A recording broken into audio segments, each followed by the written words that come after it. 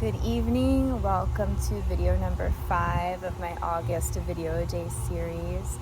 Today's video has an interactive topic to it, has a very powerful topic, and with this topic I'd love for you to comment in the comment section anything that comes up for you as I go along talking about this subject, because the subject of this video is called having a vision. And yes, I realize it's super dark right now. You can only see one side of my face, and maybe you may be uncertain if it's raining out or what, but it's actually just a beautiful evening where I live. I'm seated in front of my altar. I've been just under the stars for a few hours now, even though it's cloudy. I know they're up there, so I've been laying out here sort of picnic style. I had dinner and now I'm having fruit and having some beautiful sweet things to put myself in a calm state of mind, as I have been working through not being in my head as much. That has been a health process I've been going through, and well, I'd love to talk about that on another video, but today, very specifically, for those of you who follow my Instagram journey or know a deeper side of me, I love to learn about the Mayan Cosmo vision. And today in the Mayan Cosmo vision is the day 9 Tzidkin. And Tzidkin represents the eagle. And the number 9 represents the feminine.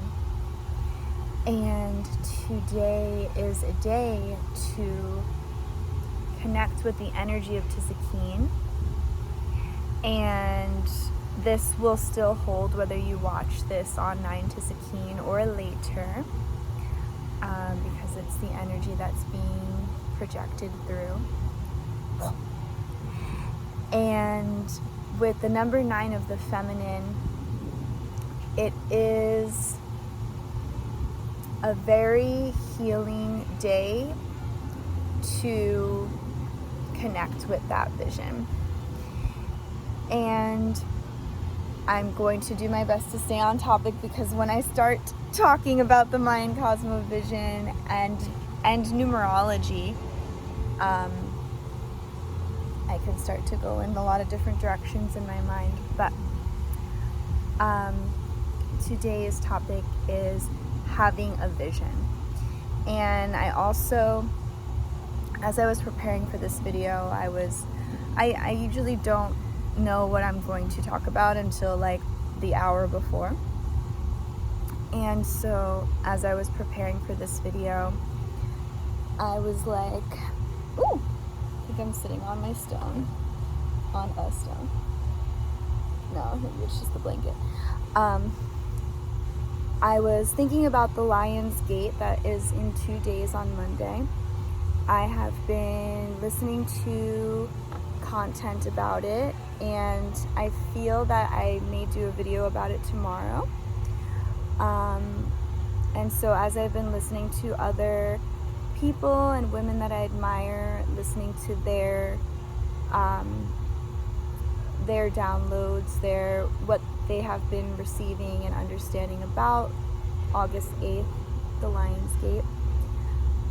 One of the themes that I have been really connecting with is this theme of having and connecting with your biggest vision and having clarity around your biggest vision. I was eating mangoes, and I have mango stuff in my teeth. It's really bothering me. Okay.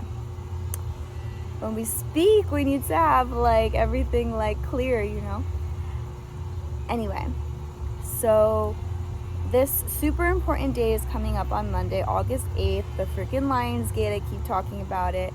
And today is 9 Tzedakah, the day to connect with, and specifically it's a great day. I hope I can publish this video before midnight. I feel like it's like 11:11 right now EST, so God willing I'll have it posted before 12 o'clock. Yes, today is a day, it's a great day to ask for your vision. And then on 8/8, on Monday, it's going to be energetically a day to receive clarity on your vision. So today, coincidentally, I started doing a really amazing massage and embodiment practice, and I was just really like relaxing and getting into my body and being me. And I wound up asking for a vision, and it was very, very interesting.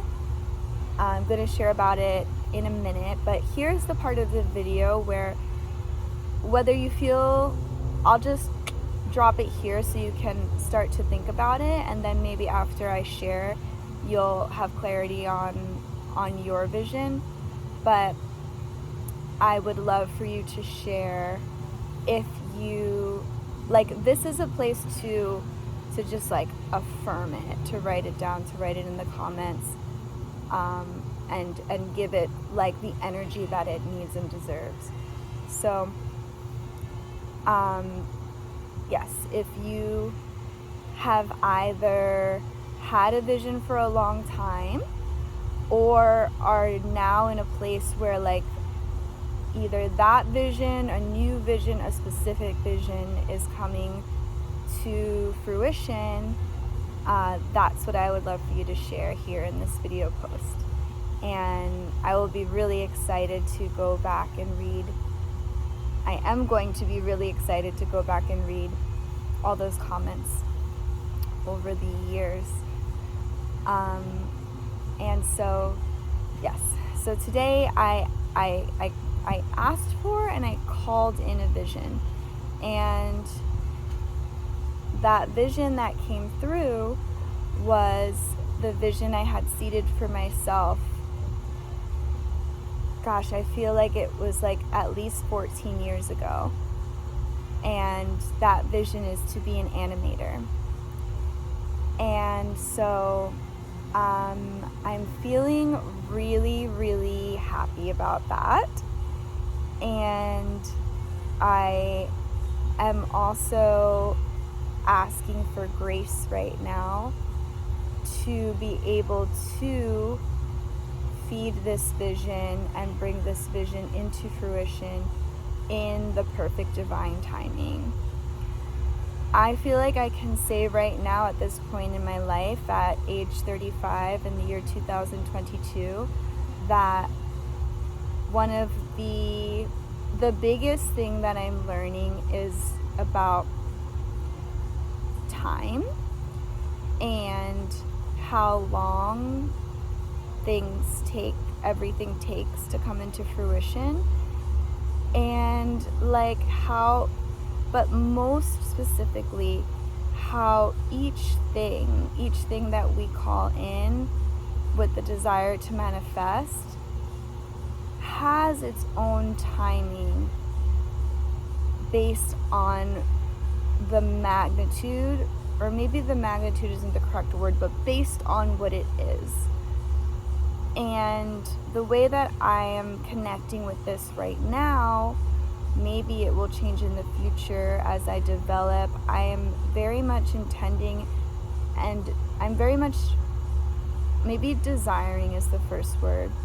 I'm very much desiring to work with plant medicine in the next several years and be able to burn off a lot of layers in my field that I feel in the past have held me back from manifesting my desires in a more rapid time period.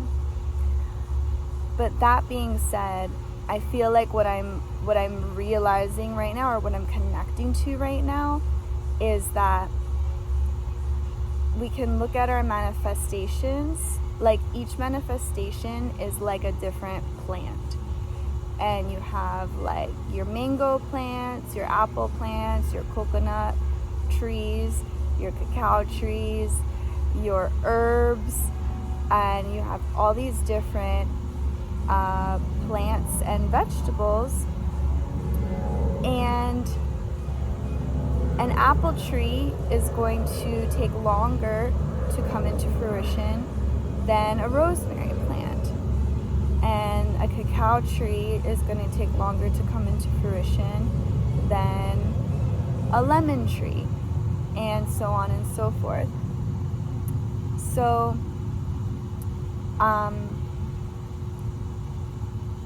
connecting with this, I feel like also at this stage of my life, I definitely came to the conclusion around like 25, 26, 27 that I was raised like very, very like in a state of naivety, which I think is a duality of being born an American citizen and then being born into a family where I'm the firstborn, super spoiled and super sheltered, and essentially growing up like just being really, really safe. Like, and I don't know how else, it sounds like heavy. I don't know how else to describe it, but it's sort of like, I think I came to a place in the last few years where I'm very grateful for my upbringing. I'm very grateful for the way that I was raised. I feel like we're all raised the way that we're meant to be raised because we choose our families. This is what I believe. We choose our families. We choose the families that we're going to be incarnated into and born into. And that is a specific and unique part of our human experience. That is like what we are meant to experience. So I experienced this specific type of life that I'm describing, that maybe I'll do another video about that. And it's not like awful. It's just as I have grown and come to learn and have different experiences and relationships and lived in different places, visited different places, Portugal, Mexico, Italy, I have come to just see and understand myself more, you know? And I think all this being said, what I'm like almost on the deeper layer tapping into, yes, on a deeper layer tapping into is that I didn't grow up like on a farm, right? And so I didn't get to experience the process of agriculture and how, like the specific process of how long tomatoes take to grow. Like I was saying, the apple tree, corn, oh my gosh, I can't think of another vegetable right now. Comment below with another vegetable. Beets, carrots, okay? And so I didn't grow up with that experience of seeing and understanding and being with the plants to see how long each of them takes to grow. And I feel like there's a parallel between that and our human ability to connect with how long manifestations take to grow. And there's like ants crawling on me. It's because I have the fruit around me. And so yeah, so I didn't learn that. Okay, boo-hoo, poor me. This is like, I'm just totally venting right now. I didn't experience that. And